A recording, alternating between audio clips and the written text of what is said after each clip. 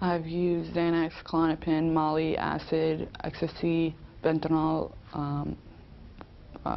oxycodone. Esti Cohen was only 14 when she first started using drugs.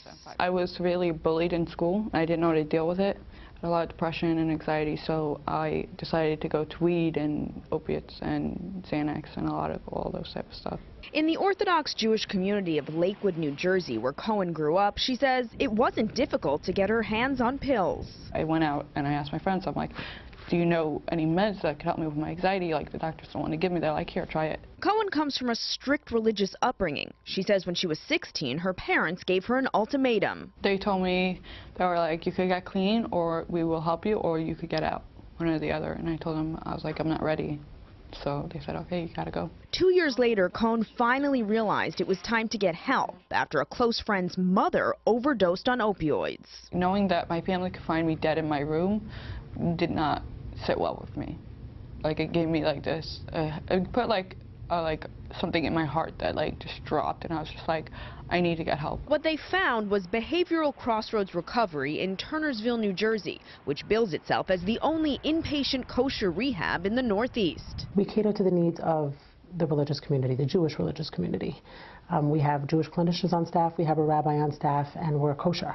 So we understand the needs of the community. It's not just the kosher food that makes this a kosher-style rehab. On top of that, men and women are housed separately, and they make accommodations for anyone who wants to observe Shabbat. Rabbi Avi Richler is the head of religious services at Behavioral Crossroads. It's kept under wraps in the Jewish community, and specifically in the Orthodox community. We have a concept of, for better or for worse, that the community sort of hides the fact of, is afraid to talk about addiction. Whether or not people in this community want to talk about addiction, it is a serious issue.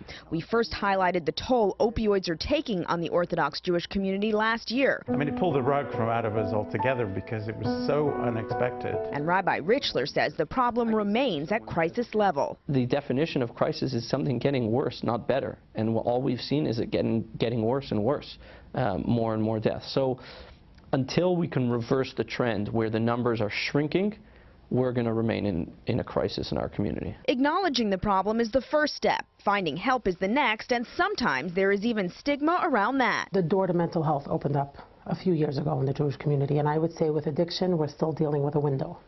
The window's open. People are willing to hear, but they're still keeping it very private. Dina Lefkowitz is the clinical supervisor at Behavioral Crossroads, where 90% of current clients come from an Orthodox background and are often somewhat sheltered from the outside world. It's bad enough my kid is doing drugs. It's bad enough my spouse is doing drugs. Now I'm exposing them to all elements of the world.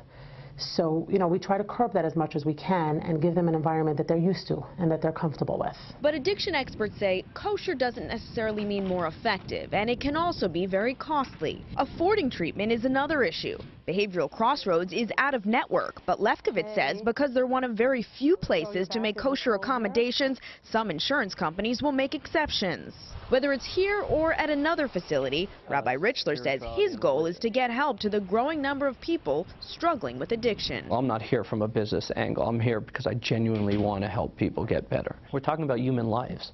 Human lives are so important, and everyone is worth saving. And Esti Cohen says the most important factor in recovering from drug addiction is to want to get better. That's what I kept repeating over and over and over. Do it for yourself. Do it for yourself. Don't do it for anyone else. Stacey Delicat, Fox 5 News.